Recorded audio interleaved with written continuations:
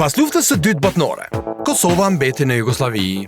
Shqiptarët e Kosovës mbetën si popullsi pakic në kuadër të Republikës së Serbisë.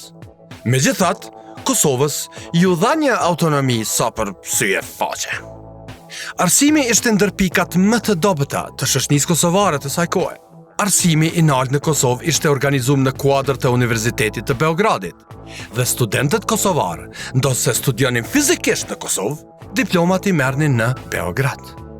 Në vitin 1968, në Kosovë, sikurse në krejt botën, studentët u organizuan në protesta. Edhe pse në Paris, kërkesat ishin të një karakteri më përparimtar, në Kosovë, për shkak të rrethanave, studentët protestonin për të drejtat bazike të popullit shqiptar. Kjo rezultoi me vendimin e institucioneve jugoslave për themelimin e Universitetit të Prishtinës një vit më vonë. Kosova për herë të parë u bë me universitet. Krejt historia e Kosovës në Jugosllavi, baticat dhe zbaticat e saj janë historie universitetit. Dikur universiteti ka pas revistat veta shkencore, të cilat edhe sot dhe kësaj dite gjenden nëpër arkiva botnore, por tash gjanat kanë ndryshu. Me avancimin e shkencës dhe jetës akademike janë avancuar dhe revistat në të cilët publikohet puna shkencore. Sot ato kanë karakter ndërkombëtar dhe indeksohen prej platformave të ndryshme indeksuese. Punimi i parë shkencor i publikum nga ndonjë profesor i ditëve të sodit daton në vitin 1988. Deri në vitin 2019 janë publiku 2042 punime. Edhe pse tingëllon si numër i madh, në fakt, ky është numri më i vogël i punimeve shkencore në rajon ku Kosova e lën brapa vetë Shqipninë, e cila është hala ma keq. Madje edhe Mali i Zi me 600.000 banor, sipas revistës më të famshme shkencore në botë Nature, ka më shumë punime për 10.000 banor se sa Kosova e Shqipnia bashk. Po pse është kjo më rëndësi? Në ne, punimet shkencore janë një mënyrë për me matë performancën e një universiteti ditëve të sodit, ndoshta një nga kryesorët, por jo e vetmja. Qysh lidhet konkretisht kjo me cilësinë e arsimit? Dalim të dyshi. Çdo profesor për me marrë një titull të caktuar akademik, duhet me pas një numër të caktuar minimal të punimeve shkencore. Për titullin më të ulët profesor asistent, duhet një punim shkencor. Për titullin profesor të asociuar, duhet me i pas 3 punime, dhe për titullin profesor i rregullt vijnë 5 punime shkencore. A kanë mjaftueshëm punime profesorët në Universitetin e Prishtinës për me justifiku titujt e tyre akademik? Nga 479 profesorët e evidentuar sipas CV-ve të publikuar në faqen e UP-s në vitin 2019, 55% nuk i justifikojnë titujt e tyre akademik. Pra, më shumë se gjysa. Nuk është edhe aq keq sa po duket. Në vitin 2018 ishin 59%, ndërsa në vitin 2017 72%. Nuk din njeri çka me thonë për të numra. Menojnë i vetë. Si dallojnë gratë e burrat në këtë çështje? UP i ka 123 gra dhe 356 burra si profesor me titull akademik. 40% e grave nuk e justifikojnë titullin e tyre, krahasu me 60% të burrave që nuk e justifikojnë titullin e tyre akademik.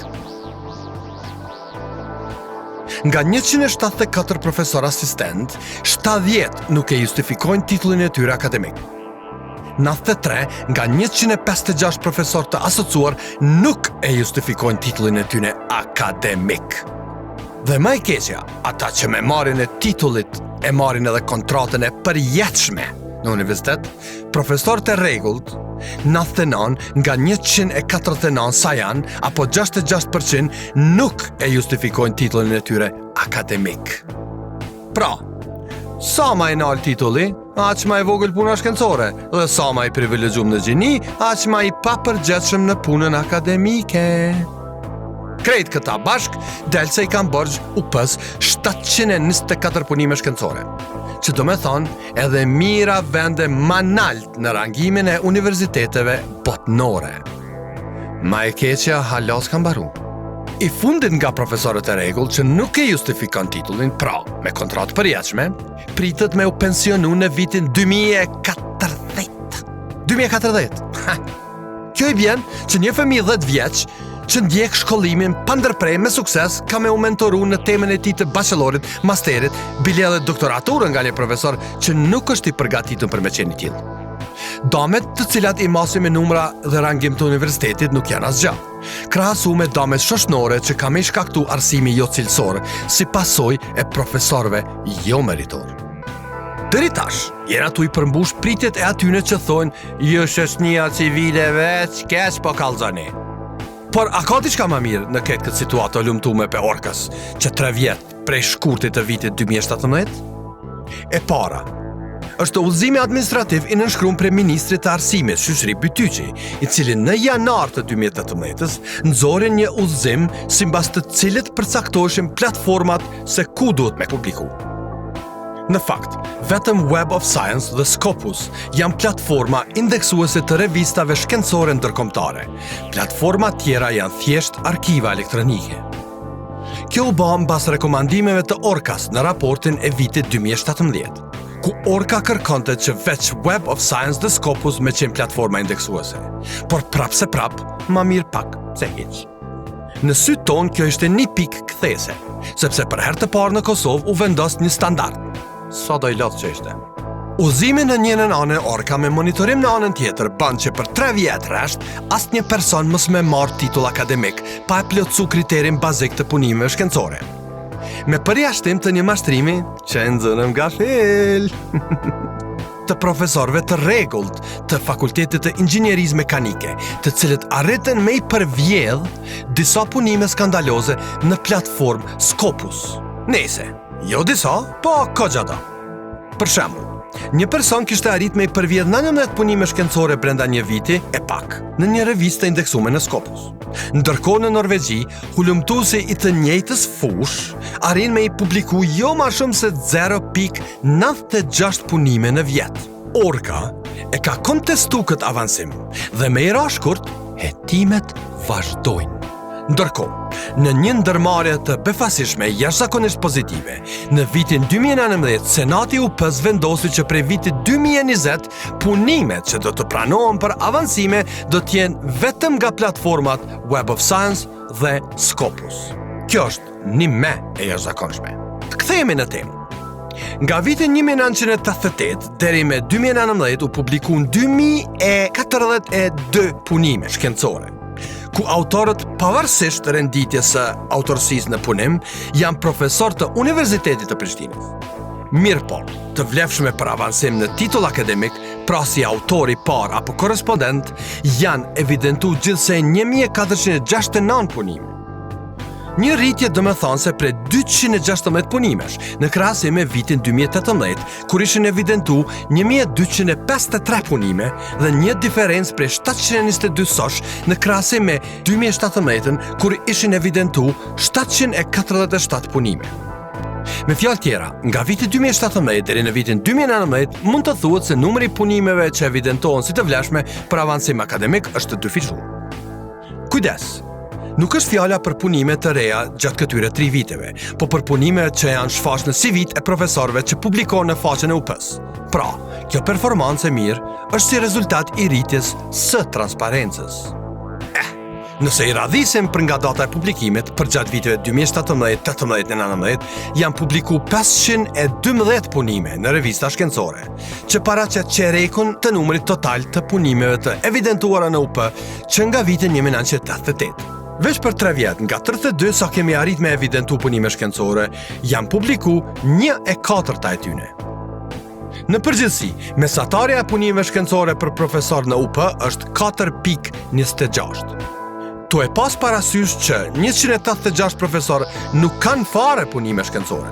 Mesatarja punime për profesor, mes atyne që kanë publiku të paktën një punim, kish me dal 7 punime për profesor. Këtu, përfundon tentativa për me ju dhanë veç informata pozitive. Nga 186 profesor që janë pa asnjë punim shkencor, 121 janë bi moshën 50 vjeçare, 24 të moshës 40 deri 50 vjeçare dhe vetëm 2 të moshës nën 40 vjeçare.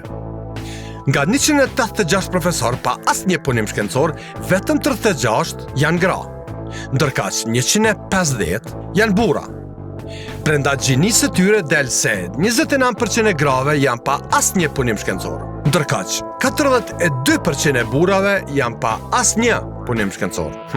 E kur publikimi I punimeve është kaq I rëndësishëm, një pjesë e madhe fillojnë me mashtru. 152 profesor I kanë botu 532 punime në revistat të dyshimta. Edhe pse ky numër ende është në rritje, prej vitit 2017 ka një rënje drastike. Përderisa vitet 2015 dhe 2016 kanë shënuar rekorde për publikimin e revistave të dyshimta me nga 84-86 punime, në vitin 2018 ky numër ka rënë në 19 punime, e në vitin 2019 vetëm 3. Universiteti I Prishtinës është institucioni më I mirë I arsimit të lartë në vend, e ndoshta edhe më gjerë në hapësirat shqiptare. Megjithatë, I ka të gjitha problemet që deri tash u paraqitën. Mendojeni tash, sa keq mund të jetë situata në institucione tjera të arsimit të lartë në vend? Është e qartë që kohë për të humbë nuk ka. Treni I fundit na ka ik moti. Vrapimi pas tij është e vetmja mundësi. Drejtimi duhet të jetë rritje standardeve, rritje e rigorozitetit në vlerësim dhe zero tolerancë në çfarëdo devijimi. Në të kundërtën, shihemi në analfabetizëm masiv.